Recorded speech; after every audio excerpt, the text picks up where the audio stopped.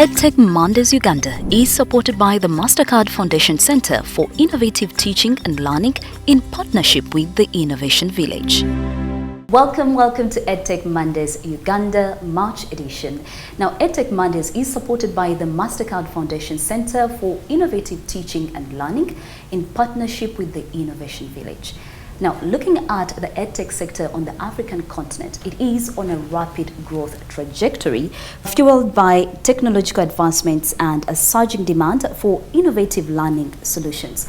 In Uganda, the intersection of policy perspectives and the drive to empower innovation in education technology, EdTech signals a transformative era. As the nation sets its sights on fostering a dynamic learning landscape, the nexus of policy initiatives is now critical. So welcome to EdTech Mondays March edition. I am your host, Sandra Kahomza Twinobdio, and joining us is a great panel of speakers. On my immediate left is Mr. Brighton Bargahare, who boasts of 20 years experience working as a policy analyst in various roles, like Assistant Commissioner for Policy Analysis at the Ministry of Education and Sports, and a Principal Policy Analyst at the Office of the Prime Minister. He is currently the Commissioner, Education Policy and Research at the Ministry of Education and Sports. We are glad to have you on the panel today. Good afternoon, viewers. Very excited to have you on the panel to give us a government perspective in regards to what is happening in EdTech in the country. And right in the middle is Paula Mugisa. Is that right? Yes. I hope I said it right. That's right. Is the EdTech founder of African Scaling Marketplace, and she has a 4-part system to host business content for primarily African entrepreneurs and their teams. Thank you so much for joining us here today. Thank you so much for having me. Great. And finally joining us is Collins Otim, that is the Country Director of VLand Technologies, that is dedicated to providing state-of-the-art education content delivery solutions. Now, his passion lies in leveraging technology to address educational challenges. Thank you so much for joining us. Thank you so much, Sandra. Good afternoon, viewers. I'm so glad to be here. Great. And Collins, we Thank want you. to stay with you at this very point because we want you to give us a personal story. You started VLand. What is VLand trying to address? So VLand started off a year ago in Uganda. So it is basically an EdTech startup that is built for corporate organizations and also learning institutions within Uganda. We have people nowadays who do long distance learning. So we are trying to remove that kind of perspective that somebody has to be in class all the time in order to learn something. Mm-hmm. So we are trying to also make sure that we promote online studies within Uganda. Mm-hmm. Now, over to you, Paula. Just to get your perspective, you've worked with different EdTech entrepreneurs. What has been your experience? What is their biggest challenge if you're to look at the numerous businesses that you've worked with? Oh, wow. Thank you, Sandra. There are numerous challenges. One of them is how can we create informal paths to learning? Yeah, across the different tiers for primary school, secondary school, vocational, and higher up. How can we create informal paths of learning that impart relevant marketplace skills for the 21st century to Ugandans, to Africans who are used to our traditional way? You know, you go to school, like what Tim is saying, you know, you write down things. I mean, that formal way works. But we also know in Uganda and Africa, there are so many people outside of that framework for many different reasons. And so I know our EdTech at TESA and many others are trying to figure out informal learning paths that are still relevant, that are still useful to impart skills. And now when you go to the tech side, that presents another challenge. So there's the education side, getting that concrete, so good teachers, quality education.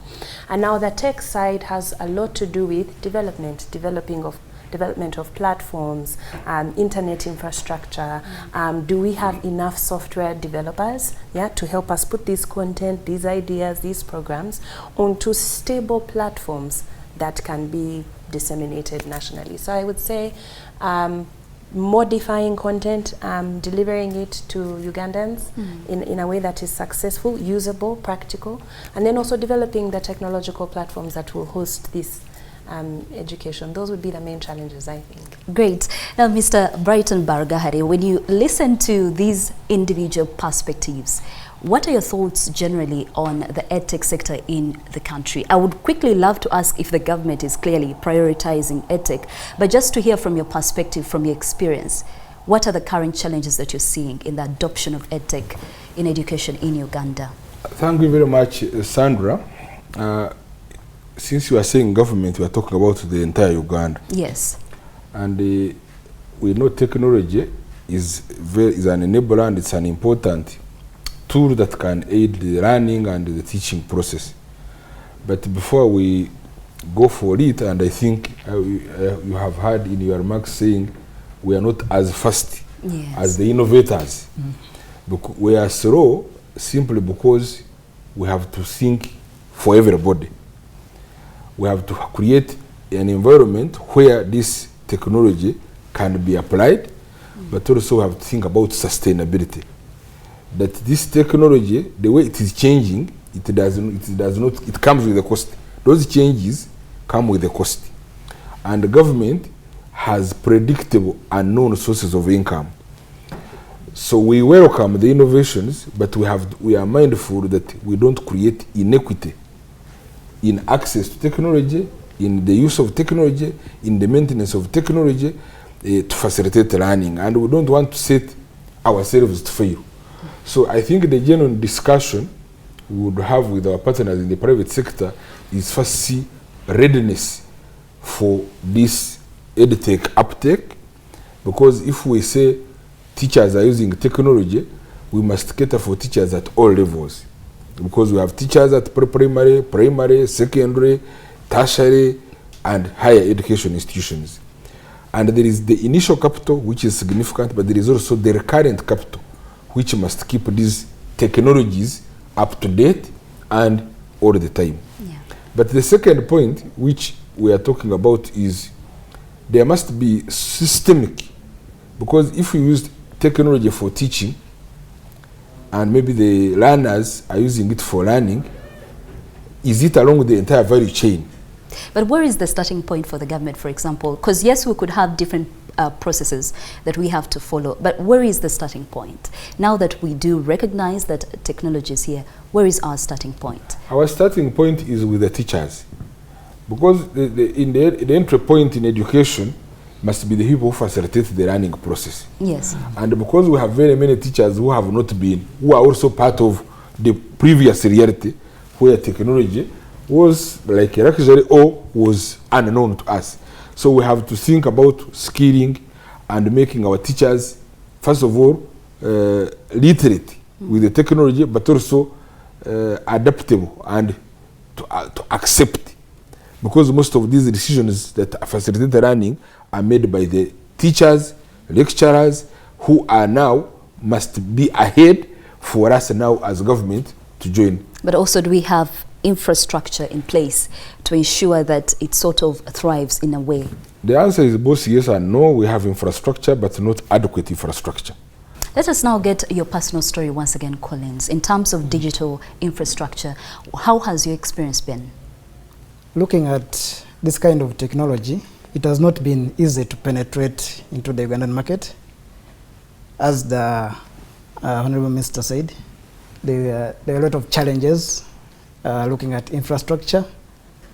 So somebody in Moroto will not be able to use our system, maybe because the internet accessibility is too, somebody has one bar, he can't even open a web page. Paula, what are your thoughts on that? In terms of, we are looking at digital infrastructure, but where is our starting point if we want to see, the adoption of EdTech in education? Yeah,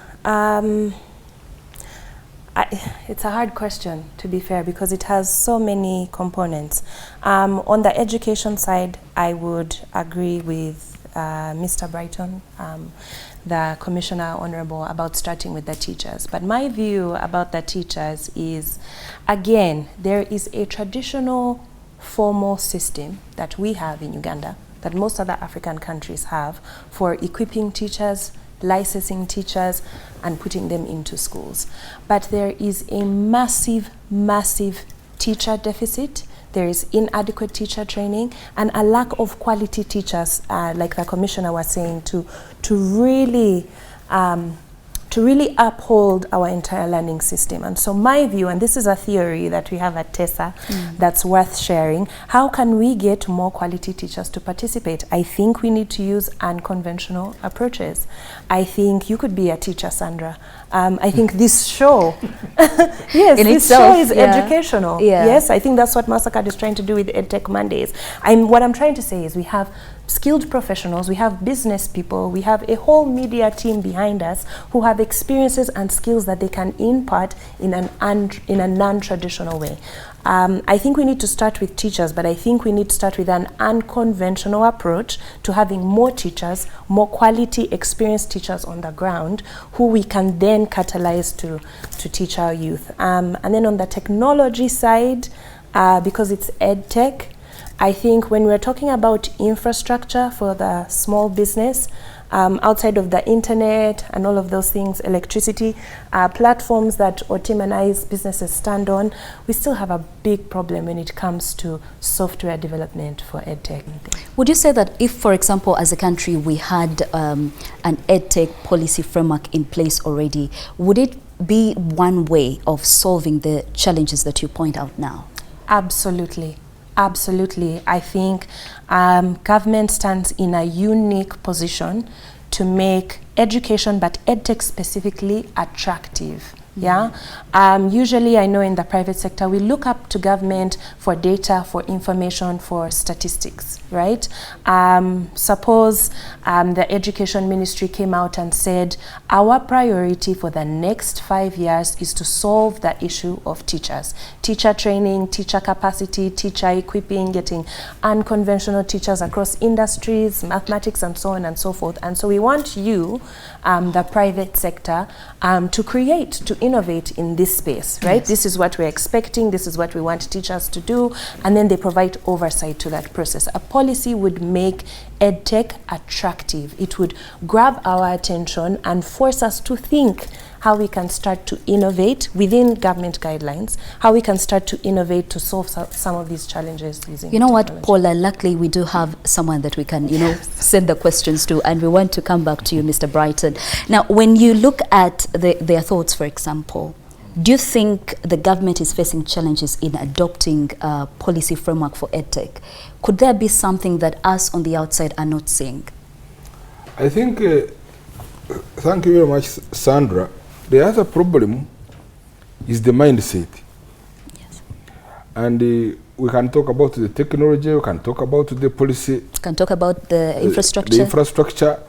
But many people, when they appreciate, they are even willing to invest private capital to make it move very fast, to adopt it.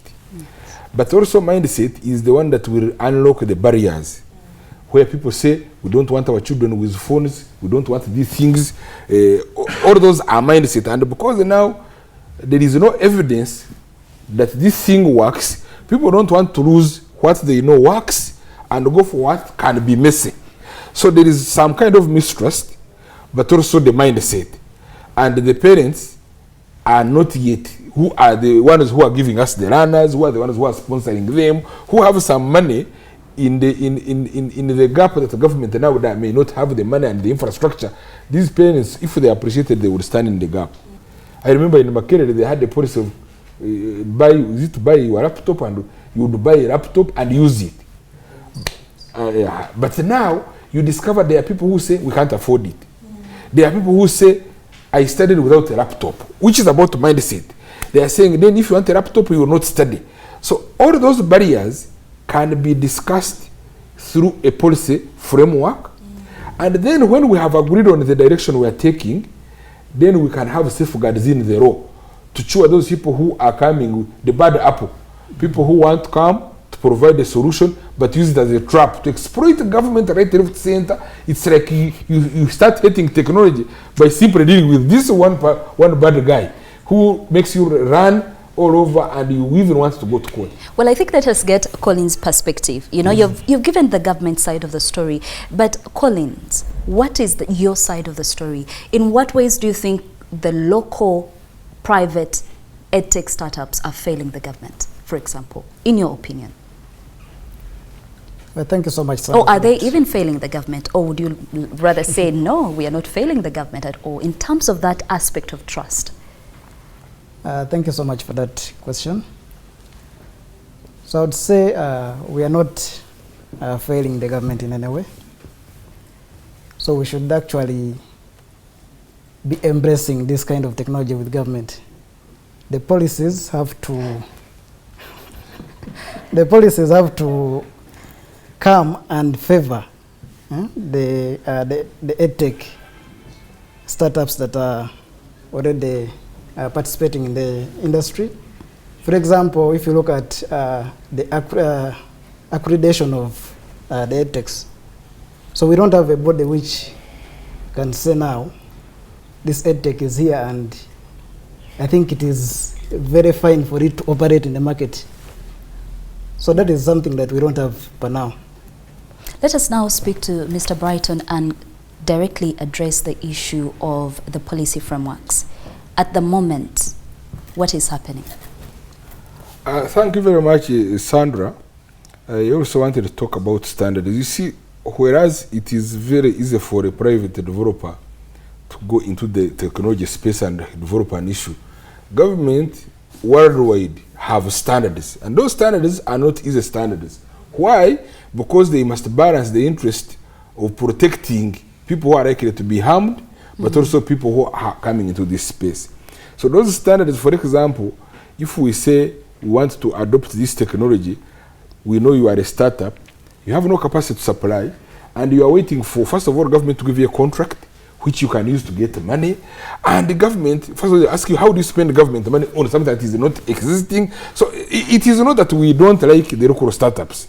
It is that sometimes they also come in a very, very shabby manner, that sometimes you don't want to risk to deal with them. But if they came to say, we want to partner with you and grow, that would be solved. Now, in terms of the policy space, having learned lessons from the COVID lockdown, we are now persuaded that we need to open some and remove some of the structural barriers that are a hindrance to the technology uptake. And we are reviewing most of our policies, most of our regulations, most of our administrative standards to make sure that it now becomes normal.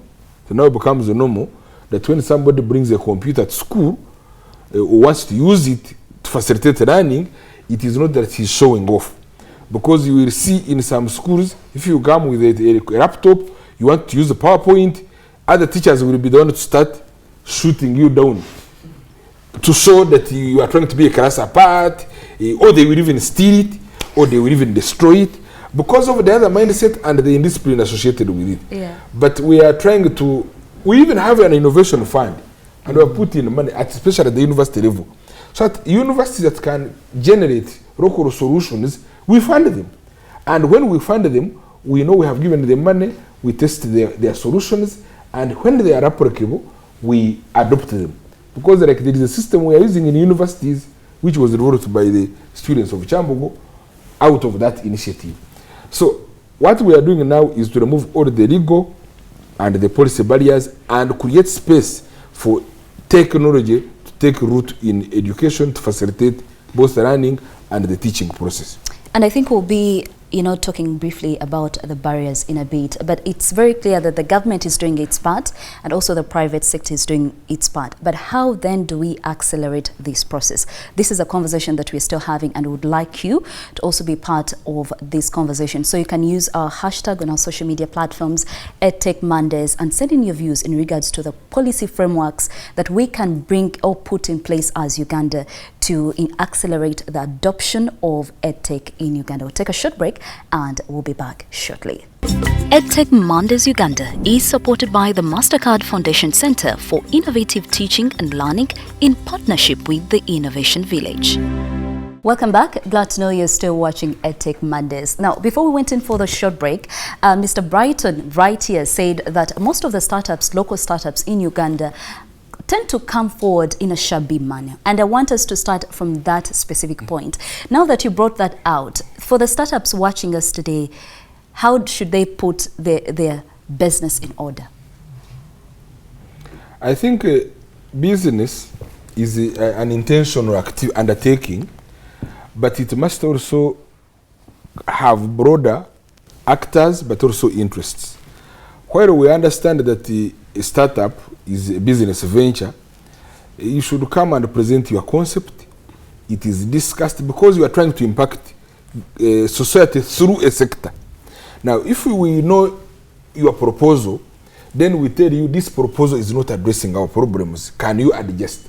So that from the word go, the people who are coming have a full understanding of the problem at hand, and we also support them because they are helping us to get a solution. Yes. That is one. Two, formalize because many people come up with their proposals, have their technology solutions. Now when they come, they are not coming to nurture their technologies. They are coming for a business. They want a decision. Help me. Why are you promoting the people from China? Where? Instead of saying, I have this solution, can we try it? Can we see how it grows? Can we test it together and see whether it is worth it? So that when we are going to make a decision to go with your solution, we have full confidence it works. It has taken care of the interests of government, but at the same time, it has followed, it has been tested, it has been tried. Now, they want quick solutions, and we are saying, let's wait for now. But secondly, there is a Ministry of Science and Technology. They have an innovation fund where those startups are supposed to be nurtured. And there is funding, there is also capacity to work with you. They can give you the experts to support you and improve your startup idea to make sure that it is nurtured into a project that can now be supported. Now the other question would be, has Yes. the government put these opportunities out there for these startups to adopt them? Because Collins, for example, do you know that it actually exists? You can get this help from the government. Yeah, I think that kind of infrastructure is available. Yeah, there are very many programs that we see that have come up for funding, basically. But in this case, we're looking at something like transparency within this sector. So you can come out and say now there's this EdTech that we funded, government funded, and it is working so well. So people out there will come and apply for these, startups will come and apply for this kind of fund. And that is something that we need to look at, transparency within the government. Mr. Brighton, would you like to respond to that? Yeah, I think government is the most transparent, although we cannot rule out people who are not transparent, and those people are already, they take advantage. Either they conceal information or they carry their private or individual interests ahead of the public interest. They are always there, and usually we cannot rule them out. But in terms of transaction with government, if you make a formal engagement, you say, I want to have a discussion. If you say you want even to come and present to senior management, who will give you the forum or top management, you say, this is my product, I am trying it, I need support, and you make your proposals, we support you and even advise you. So we are very transparent. The only challenge which we think we need to work on is, let's have our interests harmonized. Because for us in government, we don't have business interests, we have public interests, which includes yours, but at the same time we must protect the runners, we must protect the investors, we must protect the government money, and we must follow procedure. Now when you add all those things and you are the one doing them, you don't want to really relax them casually. So if the discussion comes, You can even be given a holiday if you have no money, but you are progressive. You can say, don't pay tax, we will support you. You can even be given some kind of financing. Say, you demonstrate this, we go with you. But those are issues that cannot be resolved here, but which require just a goodwill, a gesture to say, government is acting in good faith, you're acting in good faith. What we need is to think together, to grow together, and walk this journey together. Now, as we walk the journey together, Paula, give us your remarks in regards to how startups out there can position themselves better to work properly with the government. Because I believe if the startups are doing it right and they approach the public, the government by now would be having a policy framework. The target is to have a clear policy framework. So how do we work towards that? Yeah, I think this conversation is very interesting. There's a lot of good insight for startups and for EdTech startups. I know for myself, one of the things that I've understood that I also want to share with those who will watch this show is what Mr. Brighton is recommending, the relational approach to partnerships and partnerships in the long term. So the private sector, as the startups putting forward what we have and keeping it open for government to review it. Yes, yeah, and government protecting our interests, because I think, yeah, sometimes there is the fear of you're the smaller person being taken advantage of. I'm walking here, or I'm taking a border here to make this presentation, and we're running a startup, so nobody's paying us. So there's that tension. But I think with an open relational approach, I think a lot can happen in terms of the innovations we are able to collaborate with government on, but it can also help government inform maybe some of the policies that they're creating to make innovation and startup and enterprise more amenable for us. As we come to the very end, Collins, would like to hear your few thoughts on how the future looks like for startups in this country, since you're one yourself. You have one yourself. Thank you so much, Sandra. So I would say the future looks so bright, since we have Honorable here. And he has given us very good insights on actually how the future looks like in the EdTech world. So this is something that we are going to embrace, and want to urge the startups that are out there, please come and collaborate with the government, although we shall keep waiting for the policies to come along. As you advocate for them. Basically. I think that's all I can say. Over to you, Paula. How does the future look like for EdTech startups in this country? I think the future for EdTech startups in this country is very promising, particularly those who want to get into that space of workplace learning. Yeah, I think that is a pressing problem. So people who, out of school youth, haven't finished university, I'm finding that in our space to be the most promising sector. And so I'd really like to encourage people who want to offer soft skills, people who want to offer programs for out of school youth, people who are really essentially solving the job problem, right? Because a job problem is an education problem. So I find it particularly promising for those in that group. I think we have a lot of people in the private sector and government willing to impart information now. The more that we continue to consume information online. And then we have a impressionable, hopeful, huge, useful group who just want to move forward. They know where they want to get to, but they don't know how. And so if there are any edtechs, any businesses that want to enter into that space particularly, I would say the future is bright. And so for primary and secondary school also, I'm seeing a lot of schools wanting to embrace technology so that they can catalyze, primary people and secondary people to participate into the workplace over time, like start to equip them really early. Yeah. I find that promising as well. So I would encourage all Ugandans to start to get into education or skilling or training or master classes, any of those things. I think there's a growing need for them in Uganda. Well, Mr. Brighton, as we come to the very end, as startups, for the startups that are watching us today, what are your general last remarks to them? From the government perspective, they are looking forward for a policy that is going to facilitate the process. What are your last remarks to them? Thank you very much, Sandra. And I think finally, we are looking at one, partnering with the private actors in the space of EdTech, but also they must be willing to be regulated. You see, for government, when everything can't work, government must come in. And the reason they come in is you don't want to be surprised. We want to have a minimum consensus on how the partnership will work. And then you also help us, because there are also some bad guys in that space of yours who come take advantage of government. So government is saying, let's agree on the policy framework. And the policy framework is good because it is directional, it is on what we have agreed.